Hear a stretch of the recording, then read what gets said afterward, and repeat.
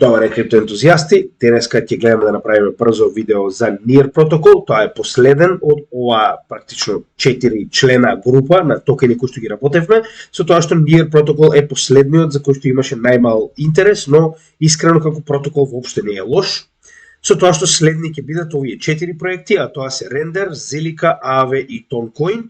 И ќе гледаме во текот на овој ден да објавиме нова листа за која што ќе може да гласате на community табот на нашиот канал или пак на криптовалути Македонија, кај што исто така го објавуваме ова како понуда да гласате за тоа кои ни би сакале да ги гледате следно на нашиот канал.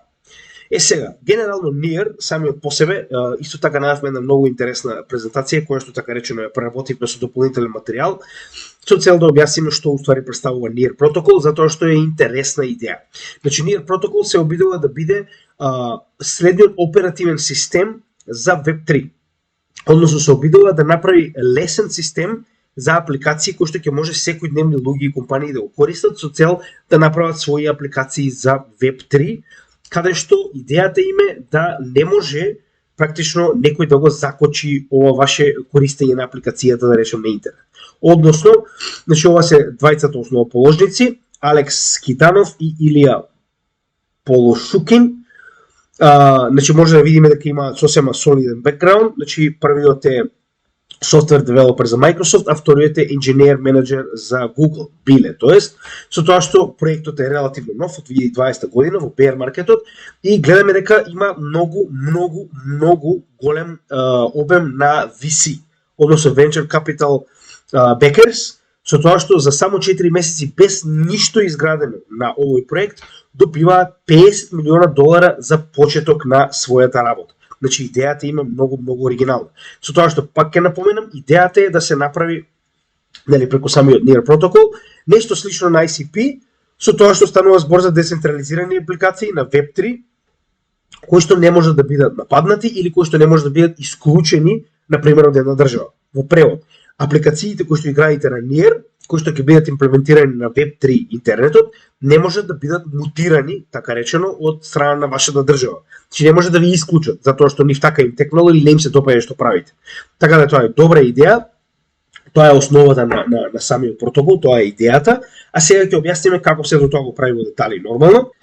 Знаете како и секогаш тоа го правиме преку оваа листа на 6 основни точки со потточки кои што ќе одговараме за самиот проект со цел да имате подобра представа за каков тип на проект станува збор, која е неговата цел и што истиот се обидува да направи во криптосекторот и во генерално светот.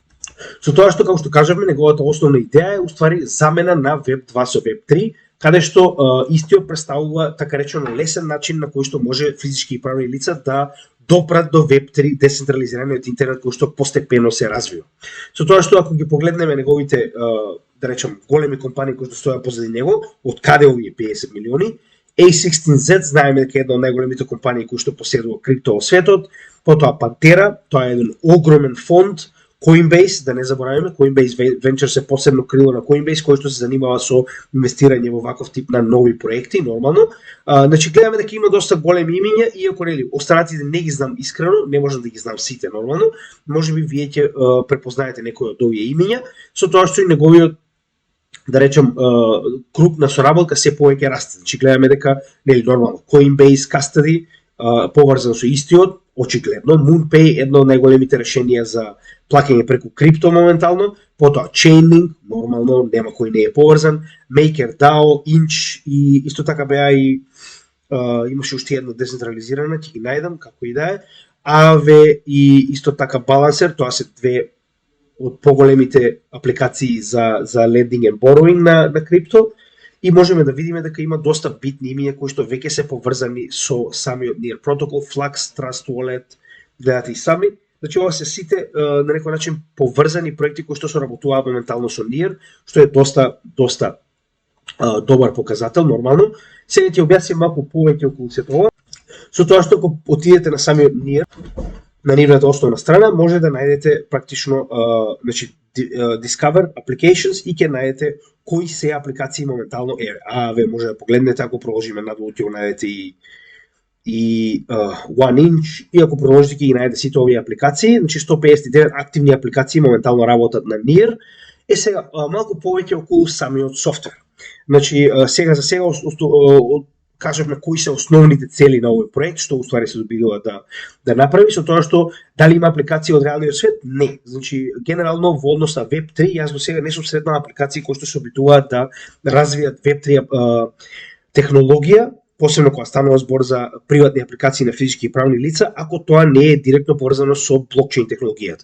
Додека во блокчейн светот реално има доста кои што се обидуваат тоа да го направат, почнувајќи со ICP кој што е еден од најголемите компетитори барем за овој дел, но како посветено се исклучиво на физички и правни лица со цел истите да се поврзат со Web3 апликацијата, мислам дека Near протокол е еден од оние што се исклучиво за тоа фокусирани. Со тоа што нивниот основен блокчейн се нарекува Doomslug, значи да напоменеме дека истите имаат свој блокчейн, значи не се дел, да речем, како токен на ERC20, Ethereum мрежата или слично, туку имаат свој POS, Proof of Stake блокчейн, кој што е исто така Delegated Proof of Stake, за кој што ќе разговараме малку подоцна, но моментално гледате дека буквално е компетитор на сите овие екосистеми, Avalanche, Solana, Cardano, Algorand и останатите, како Ethereum нормално, со тоа што тоа е добро, значи има свој блокчейн, кој што е сега интересната работа за овој блокчейн, кој што мораме да напоменеме е дека има исклучиво брз settlement time. Значи, знаете и сами дека за целосен settlement на Ethereum мрежата се потребни 35 дополнителни блокови да поминат пред вашата транзакција да биде финализирана. Додека Doomslug, овој посебен тип на блокчейн кој што го користат самите, тоа го прави во еден блок, директно. Сега, и самите луѓе кои што го правеа како презентација, за жал не може да го објасни тоа зашто е премногу комплицирано. Идејата е дека ваквото директен settlement layer на првиот блок во кој што се запишува транзакцијата е многу добра технологија и како таква му дава огромна брзина на Near. Дури се смета дека во полнек истиот може да достигне и до 100.000 трансакции во секунда, што е импресивна бројка реално, но до сега не сум го следнал како податок, например, за напревар помеѓу најбрзите блокчейни, како и да е, овој тип на брза финалност транзакцијата е одличен за самиот блокчейн, нормално. Сега, во однос на стейкинг, значи мораме да напоменеме дека самиот Near е доста комплициран. Значи Near во POS мрежата го има тоа што се обидува Ethereum моментално да го достигне, а тоа е шардинг. Значи Near е еден од ретките блокчейни кој што поседува функционален шардинг, за тоа ќе поразговараме малку подоцна, и во меѓувреме, затоа што се потребни многу Near коини за да се води еден нод, значи истиот моментално има Delegated Proof of Stake. Односно, има само одредена бројка на нодови, и тоа во оваа ситуација ќе ви покажам точно, значи имаме 738 основни нодови, со тоа што има два типа на нодови, за тоа ќе поразговараме исто така малку подоцна, значи 738 основни и 211 валидациони нодови. Сега, која е разликата, за тоа кажавме ќе поразговараме малку подоцна, но идејата е дека, значи и понатаму вие може да делегирате, знаете, Delegated Proof of Stake, многу пати сме разговарале, каде што немате вие доволно Near коини за да може да направите свој нод, затоа што не е само коини, треба да имате и соодветна техника за која што исто така ќе покажеме, зборуваме за компјутер, зборуваме за простор на самиот компјутер во однос на меморија, кои што како такви завземаат и време и пари и нормално треба да го следите се тоа за да може да го водите, но затоа ви се нуди опција да имате Delegated Proof of Stake, каде што вие на постоешките нодови може да делегирате ваша количина на Near, за која што добивате staking rewards, која што е 5%, за која што ќе поразговараме исто така малку подоцна, но е битно да знаете како тоа функционира нормално, со тоа што рековме дека исто така самиот Near протокол има sharding, официјално активен sharding. Значи, ваквиот шардинг механизам се нарекува Nightshade и во еден шард стојат 100 места, односно може да имаме 100 ваков тип на валидатори кои што не се главни валидатори. Сега тоа е интересно да напоменеме. Значи во Near протоколот имаме два типа на валидатори. Нодови, така речем, validator nodes и RPC nodes. Со тоа што основните нодови се овие за кои што рековме дека најчесто се Delegated Proof of Stake, каде што е потребна голема количина на Near токени и нормално голема техника. Додека вторите, кои што се валидатори на трансакции, се оние кои што се дел од шардовите, во еден шард може да има максимум 100 ваков тип на валидатори, со тоа што во однос на тоа колку повеќе е мрежата, значи за тестена, така речено, има многу трансакции, толку повеќе се зголемува инсентивот за да се приклучат нови валидатори и нормално, како што рековме, во еден шард има 100 вакви валидатори. И сега, идејата на шардинг е дека овие валидатори не мораат да го имаат целиот блокчейн, како што е тоа, да речеме, со Ethereum и Bitcoin, например, случајот, туку имаат само дел од самиот блокчейн кој што го користат моментално, а главниот блокчейн работи врз база на скриншотови на она што моментално го запишуваат на шардовите и го запишуваат на главниот блокчейн. Односно, шардовите се користат како second layer солуција со цел да се забрза работата на овој блокчейн. Односно, вие практично го валидирате и го поминувате ова како трансакција, а подоцна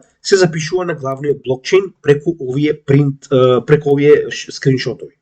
Сега, како што кажавме, значи инсентивизирањето е така направено во самиот алгоритам на блокчейнот да се зголемува колку повеќе валидатори се битни, колку повеќе се потребни во однос на трансакциите кои што ги има. Сега нормално, интересното во целата оваа ситуација е што и обратно. Колку помалку трансакции има, нормално ќе се намалува наградата, со тоа и да се на некој начин натераат валидаторите, ако нема доволно работа, да се откажат од моментално работење на потврдување на овие трансакции. Така речено, има механизам кој што прави баланс помеѓу едните и другите. Во однос на типовите на нодови, рековме дека имаме два, односно Validator Node и RPC Node, со тоа што јас линковите од она што ви е потребно за самите нодови ќе ви ги оставам во дескрипција, со тоа што е доволно практично овој Validator Hardware линк да го оставам, ќе видите имаме два различни кои што може да ги промените овдека и да видите што ви е потребно и како може да го направите тоа. Со тоа што има некоја мала разлика помеѓу нив. Сега нормално, видите како би одговарало вас. Гледам дека е 1 терабајт за потребна меморија, RAM 20 гига DDR4, а овдека е 24 гига DDR4, но како и да е. Погледнете и сами, нели, што ви е потребно за евентуално ако сакате да имате нод на Near протокол и моментално овој Run an RPC Node, исто така го има и за другиот, имате целосен програмерски дел практично како да се конектирате за да имате нод на Near протокол. Тоа е она што сакав да ви го покажам во однос на нодовите. Како што кажав, значи има доста активни нодови кои што моментално работат на самиот Near протокол, но нели, на крајот од темото станува на вас дали би сакале да пробате такво нешто. Нели, нема да го покриеме тој дел овде, затоа што едноставно нема доволно време, ќе биде предолго видеото. Сега, во однос на како саме моментално функционира. Знаете и сами дека поголемиот дел PS проектите на почетокот се доста зависни од самата фондација. Во оваа ситуација постои Near протокол фондација, Foundation нормално, која што на некој начин се уште работи на главното донесување на одлуки и на процесот како ќе се развива понатаму Near протокол, со тоа што во оваа фондација имаме 4 главни членови кои што моментално одлучуваат. Но во иднина за разлика од останатите, да речем, криптовалути, има доста интересен начин како сакаат тоа да го направат. Значи нема да биде еден DAO, туку ќе бидат различни гилдови на DAOs во однос на тоа во кој сегмент од самиот протокол треба да одлучуваат. Дали се девелопери, дали се маркетинг, дали се не знам нешто друго. Така да секој од овие гилдови ќе има свој DAO кој што ќе биде директно заложен за дел од блокчейнот за одлучување на истиот. Значи сега за сега се уште е така речено централизиран во однос на одлуките, но понатаму како ќе се развива, ќе гледаат да дојдат до оној степен на децентрализација како што тоа го прави моментално Cardano преку соодветен апдейт, каде што сите овие одлуки ќе бидат пренесени на посебни групи, на гилдови, кои што ќе бидат својствено на засебни DAO организации, Decentralized Autonomous Organization, кои што ќе одлучуваат за овие делови блокчейнот, што е доста интересно, но нели треба да стигнеме таму. Сега, како го решиле проблемот со скейлинг е многу интересно. На страна од тоа што имаат и шардинг, дополнително да не забораваме дека имаат и second layer солуција наречена Aurora, која што гледате колку паметно го направиле тоа. Значи истата не само што е layer 2 скейлинг солуција на Near за да го забрза ова решавање на проблемите, туку е истата и Ethereum Virtual Machine Compatible.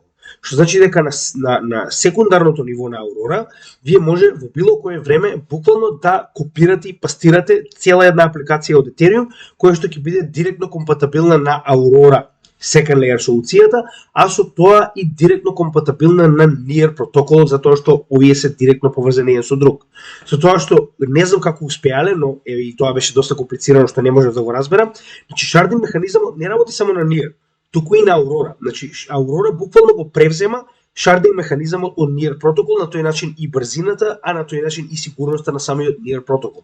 Така да ова е доста интересно направено за во суштината, во кор на самиот NIR протокол, да имате Ethereum Virtual машина која што ќе може било која апликација од Ethereum директно да биде применета на самиот NIR протокол. Со тоа што истиот поседува дури така речено посебен мост кој што се нарекува Rainbow Bridge, каде што практично функционира како мост директно помеѓу NIR и Aurora, а на тој начин вие фактички имате мост помеѓу NIR и Ethereum. Затоа што Aurora самата по себе е Ethereum Virtual Machine компатибилна, ово е директен мост помеѓу нив и на тој начин вие може истата апликација од Ethereum да ја имате и на Aurora, а со тоа и на NIR протокол. Со тоа што ваквиот мост моментално се обидуваат да го развијат да биде компатибилен и со другите екосистеми како нели Matic, Binance, односно BNB, Phantom и останатите. Сега како го прават тоа? Значи ова е нова вест, само што ја најдов пред еден месец практично, каде што NIR протокол моментално преку Wormhole Bridge, тоа е посебна апликација која што работи со ZK, Zero Knowledge Rollups, се обидува практично да направи Light Node, многу интересна работа, каде што ваквиот нод ќе биде заеднички за два различни екосистема.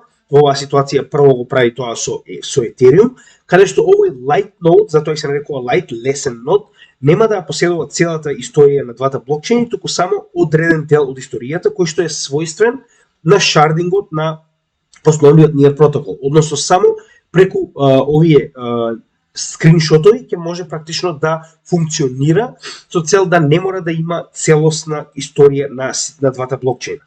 Значи како ќе го направат ова, се уште се работи, нормално се уште не е целосно пуштен во употреба, но интересно е дека моментално и двете страни заедно, и Ethereum и NIR протокол, преку своите девелопери работат на примена на ова Zero Knowledge ZK Proofs.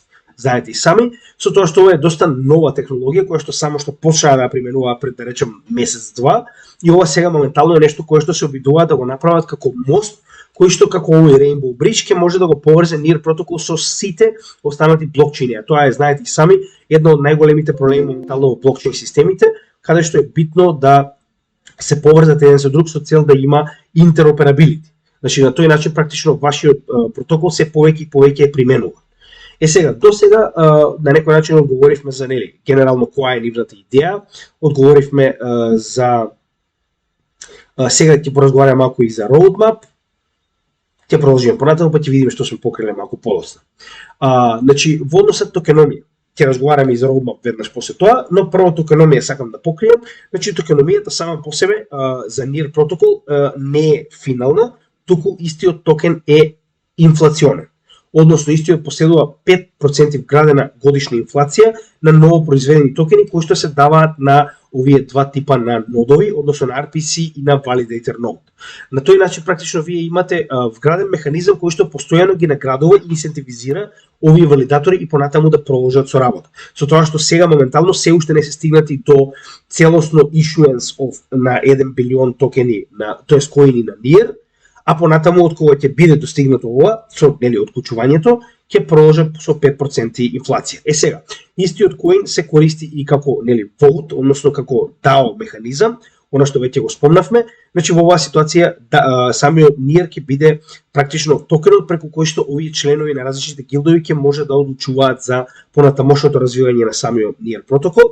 И да не забораваме дека се уште постојат оние venture capitalist early backers, како што се Coinbase и Andreessen Horowitz, кои што се уште ги немаат добиено практично сите токени како награда за практично инвестирање оние 50 милиона почетни за почетокот на NIR протокол. Сега, во однос на unlocking механизмите, значи чисто прво да погледнеме на NIR протокол, на CoinGecko, можеме да видиме дека максималната количина е 1 билион, што е мене ако ми се кажувате доста добра, со тоа што нема max supply, рековме 5% инфлацијата и понатаму продолжува, а моментално имаме 923 милиона, што е доста добро. Значи имаме само околу 77 нешто помалку од тоа милиона токени, коини кои што треба да бидат ослободени, значи дека поголемиот дел од нив веќе се на пазар. Тоа е многу битна работа и ако погледнеме на unlocking механизмот, можеме да видиме дека гледано од тоа каде се наоѓа моментално, значи Foundation веќе ги добила сите токени. Гледате според бојата, така. Small and large backers исто така веќе ги добиле сите токени кои што требало да ги добијат. Моментално остануваат овие Operation Grants, Core Contributors и Community Grants и Epoch Rewards. Epoch Rewards се практично, гледате и сами дека и понатаму продолжуваат со користење на овие токени кои што се уште не се ослободени со цел да ги платат наградите за стейкинг, но понатаму ќе продолжат со оние 5% инфлација за кои што разговарам. Значи моментално остануваат само овие Operation Grants и Core Contributors. Со тоа што Core Contributors се единствените кои што се физички и правни лица кои што нели допринеле за развојот на самиот NEAR протокол. Значи само они се тие кои што може да направат дамп, а гледаме дека остануваат уште многу малку коини во однос на целосната историја која што треба да им биде дадена. Другите веќе ги добиле. Значи гледате овие портокалови лињаковава, да речем темно портокалова и сина, веќе ги добиле сите токени кои што им следуваат. Тоа е многу добра работа. Значи има само уште многу малку токени кои што ќе бидат дадени додека нели Community Grants не ги не рачунаме затоа што тоа е инсентивизирање на самата заедница да развива различни апликации на NEAR протокол. Значи тоа е добро, ако мене ме прашувате, токеномски гледано, unlocking schedule, vesting schedule е многу добар. Значи веќе гледаме дека поголемиот дел од наградите се доделени и остануваат само уште многу мал број на коини кои што, значи гледате, не се е 8% практично се од вкупната количина. Тоа ако мене ме прашувате е доста добар показател. И околу децентрализацијата, значи можеме да видиме дека од топ 100 NEAR протокол, моментално првиот очигледно е овој на фондацијата, иако сега не знам што би требало, значи BSC Token Hub, но според самата адреса може да видите дека е нешто нели уникатно, затоа и верувам дека овие 11,6% се некој тип на government, дали е фондација, дали е нешто друго, кое што моментално го води овој проект. Додека втор е Binance со 7,6 и имаме практично овие три волети се малку критични, затоа што имаме 7,15, 3,5 и 3,4% кои што се неидентификувани волети. Претпоставам ова се некои од оние први бекери кои што се нели големи компании, со тоа што имаат солидна сума на токени кои што може да направат дамп, но тоа се само три волети. Гледано заедно се 13%, што не е некоја голема страшна сума, додека надоле веќе гледаме дека имаме со тоа што и од овој аспект децентрализацијата е солидна на овој проект, нормално. Понатаму верувам дека и овие три волети ќе на некој начин се излеснат кога ќе дојде ред да земат своји награди, нормално. И само да покажеме, исто така постои и посебен NEAR, само да видим каде беше. Значи ова е како изгледа самиот Explorer на NEAR, значи explorer.near.org, каде што нели може да видите и активни нодови и активност на самиот блокчейн, како и може да барате трансакции, апликации, се што ви е потребно за овој блокчейн.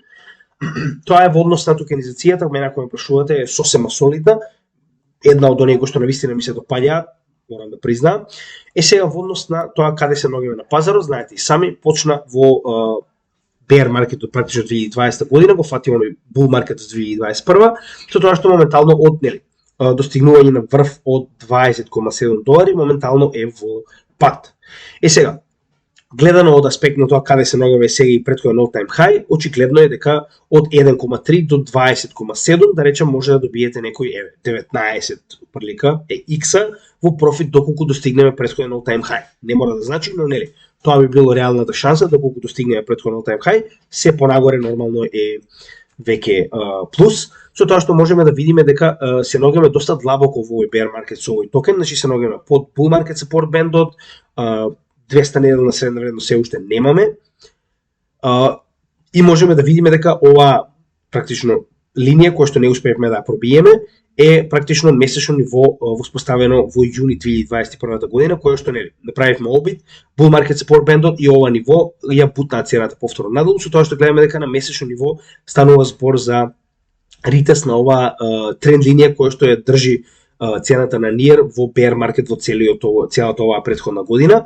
Со тоа што ако погледнеме на неделно ниво, можеме да видиме дека под нас има ниво кое што претпоставувам дека би било долната граница на потенцијален следен пат, тоа е 1,07, значи прилика околу 1, тоа би била и нели психолошка бариера. со тоа што овдека така речено утврдуваме дупло дно, како што можеме да видиме и сами. Сега, дали ќе продолжиме нагоре, зависи од генералната слика на целиот пазар, но се наоѓаме доста длабоко за овој токен, со тоа што направивме поголемо дно од претходното во декември, што се случи со неколку токени, кои што може видите и сами. Значи, ако планирате да купите, се наоѓа на најдобра позиција во која што би можеле да купите, со тоа што се наоѓа на долната граница на bull market support бендот дополнително, како и ова ниво на неделно од неделен аспект и тренд линијата која што доколку продолжи, ова се конвулзија на неколку практично поддршки кои што верувам дека ќе вратат цената нагоре, со тоа што гледаме дека сме и доста длабоко на RSI кој што е на само вредност од 36, сток RSI практично беше 0 пред само неколку денови и MACD е многу длабоко околу оваа линија на минус 60 кој што најчесто представува и момент на пресврт и тргнување нагоре. Сега, во однос на вести околу проектот, имаме некои интересни работи кои што сакам да ги споделам со вас. Значи, прво морам да напоменам дека самиот Near протокол, за разлика од Ethereum, е многу по-френдли, значи пријателски настроен, кога станува збор за луѓе кои што немаат познавање од програмирање, и затоа и уствари главната цел на Near протокол е приближување на физички и правни лица до Web3.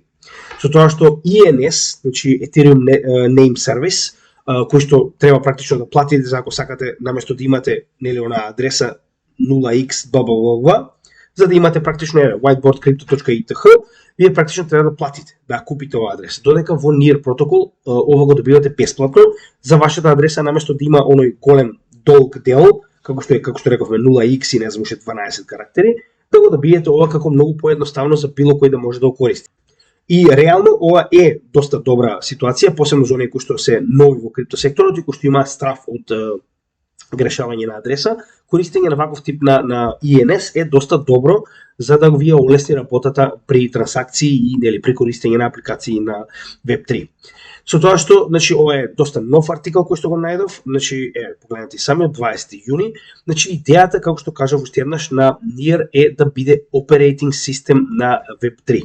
Како што кажавме, дури ова е практично каде што се велича дека на вистина. Со тоа што, значи, на некој начин на вистина се дава посебно знаење дека овој протокол како таков на вистина има шанса да го замени практично користењето на стандардни веб браузери со користење на оваа апликација за градење на своите апликации на Web3 протоколот. Сега ова е поврзано и со нивниот roadmap кој што е за 2023-2024, каде што, значи, моментално овој roadmap, првиот дел од roadmapот, односно воспоставување на шардинг, е направен во текот на bear маркетот 2021-2022 година. Значи, тој дел е завршен, шардингот е функционален, со тоа што тоа е само првиот левел на шардинг. Сега моментално во 2023-2024 година се оди кон два типа на развој.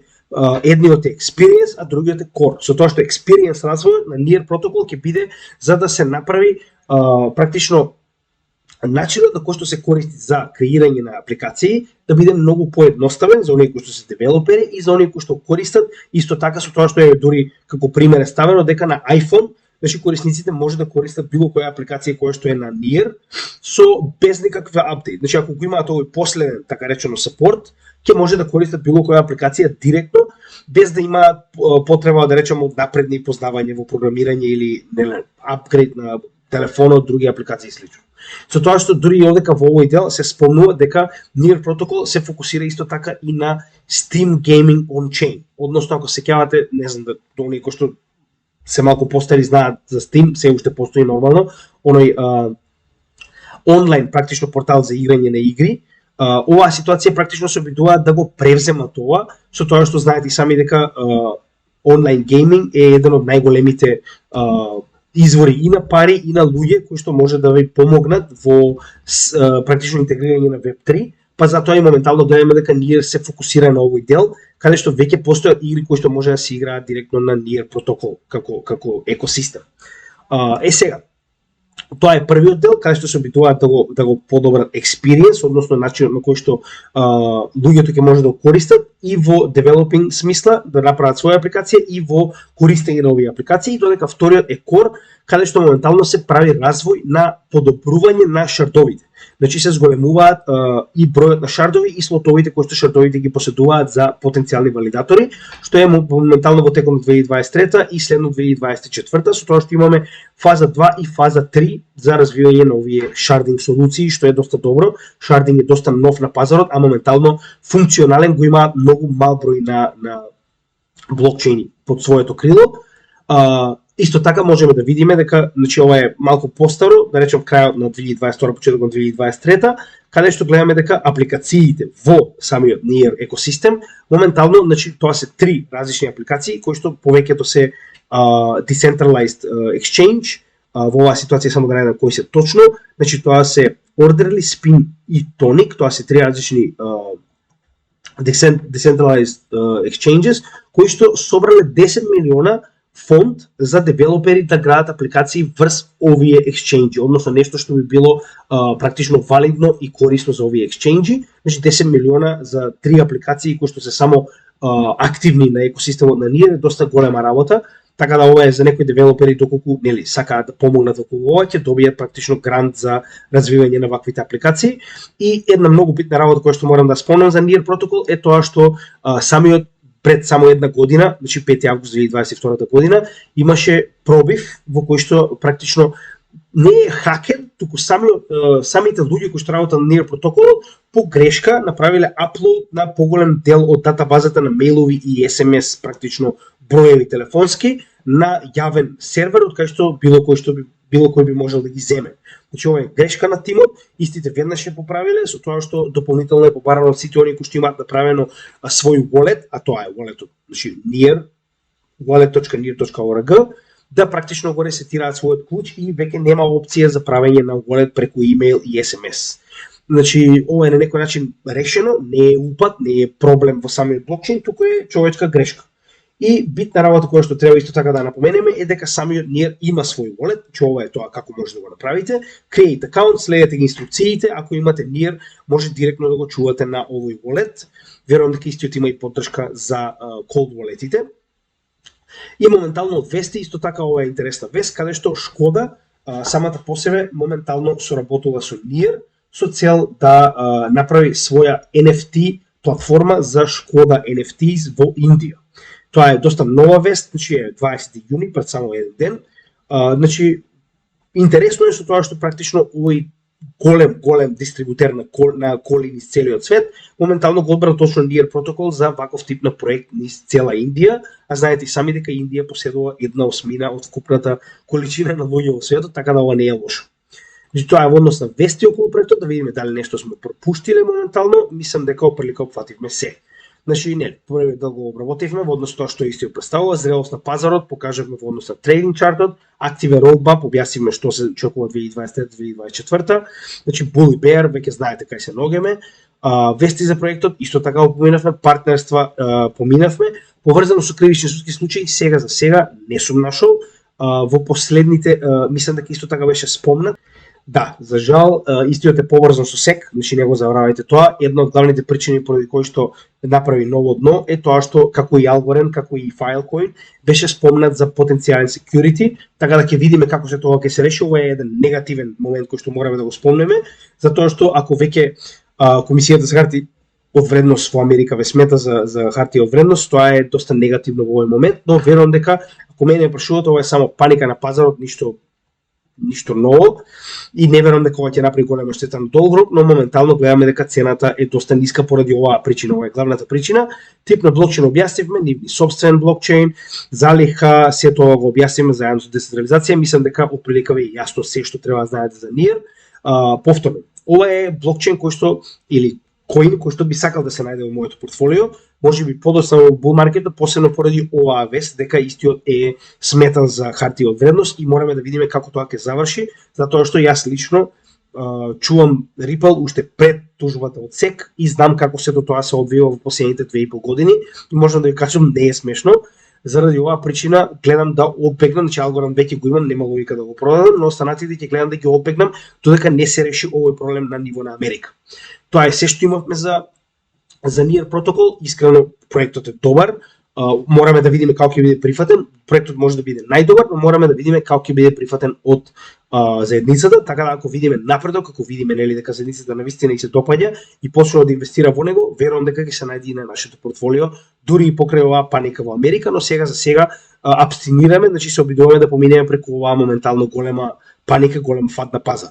Како и секогаш, значи гледате и сами, работиме активно да донесеме што повеќе едукационен материјал до вас. Се што бараме од вас е како и секогаш, ако некој сака да научи повеќе за криптосферата, споделете ова видео и на тој начин ќе го расшириме ова како бесплатна едукација на што повеќе македонци низ светот.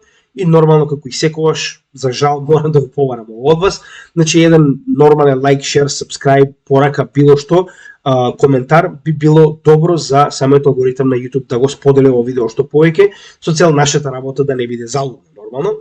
Затоа уште еднаш ви благодарам како и секогаш и се гледаме во следното видео и не заборавајте ќе гледаме во текот на овој или следниот ден да направиме нова листа на 4 токени за кои што може да гласате, со цел да имаме пред нас добар, така речено, неколку токени кои што ќе можеме да ги обработиме за вас и да знаеме по кој редослед тоа да го направиме. Имајте добар ден и се гледаме во следното видео. Поздрав од CryptoGaming.